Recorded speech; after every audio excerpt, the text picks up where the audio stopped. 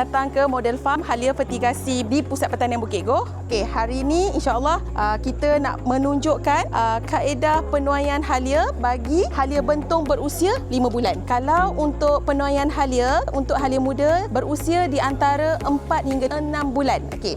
So ini adalah halia yang telah berusia 5 bulan. Ini cara-cara yang biasanya dipraktikkan di ladang untuk tuaian. First kali kita akan potong daun dia, potong bunga daun, potong semua. Untuk makluman, kalau penuaian halia ni kita ada 2 peringkat biasanya. Pertama sekali untuk halia muda berusia ada 4 hingga 6 bulan. Yang kedua adalah halia matang berusia sekitar 9 ke 10 bulan. Sekiranya tuan-tuan nak buat untuk benih, usia dia lebih daripada 10 bulan.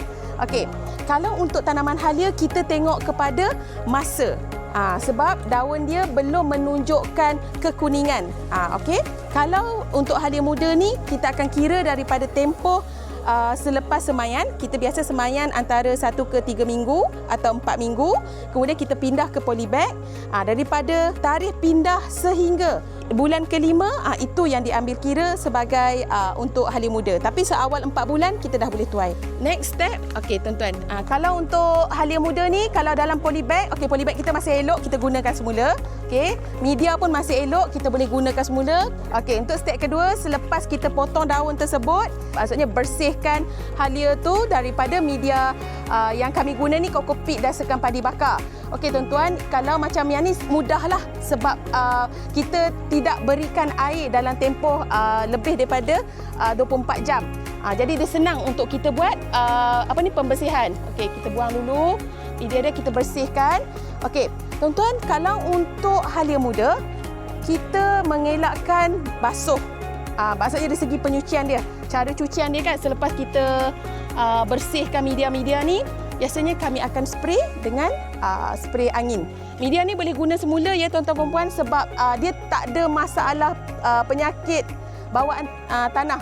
Tanah ni maksudnya bawaan media lah. Lepas ni kita boleh guna semula. Okey, yang seterusnya kita akan buat pembersihan yang lebih detail sebelum untuk penggeredan dan juga ke peringkat pembungkusan.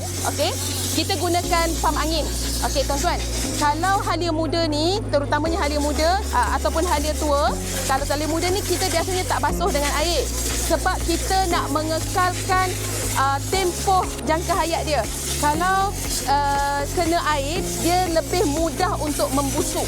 Okey, so maksudnya dari segi pengendalian pasca tuai, ini adalah salah satu cara dan kaedah yang terbaik untuk kita panggil prolong shelf life. Kalau prolong shelf life ni maksudnya mengekalkan kesegaran hasil tuaian kita. Okey, ini adalah contoh halia yang telah dibersihkan tanpa menggunakan air. Jadi kita cuba buang sehabis mungkin sebelum kita edarkan ke pasaran. Okey tuan-tuan, kalau di rumah nanti bolehlah bersihkan sebelum digunakan.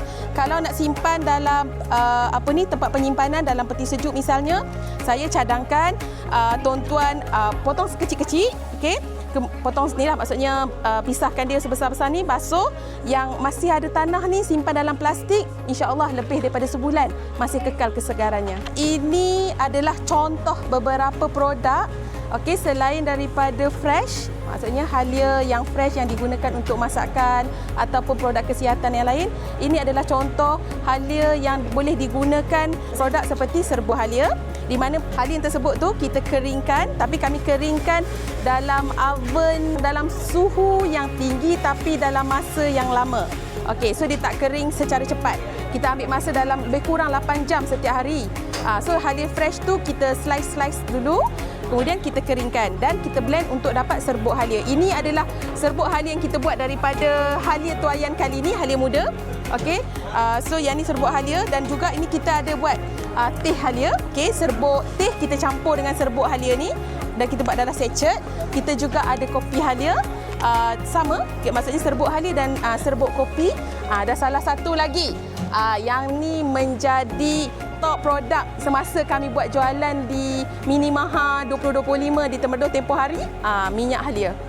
Minyak ni kita biasanya buat daripada bunga yang kita kutip tu dan juga sedikit halia fresh tersebut untuk menjadikan produk ini. Okey, kepada kita punya pengusaha ataupun kepada semua sesiapa yang berminat untuk dari segi penanaman halia, mungkin kita boleh bantu kami di Pusat Pertanian Bukit Goh, Kuantan, Pahang bersedia untuk membantu. Tuan-tuan boleh hubungi kami di Jabatan Pertanian Negeri Pahang ataupun boleh berkunjung ke Pusat Pertanian Bukit Goh, Kuantan.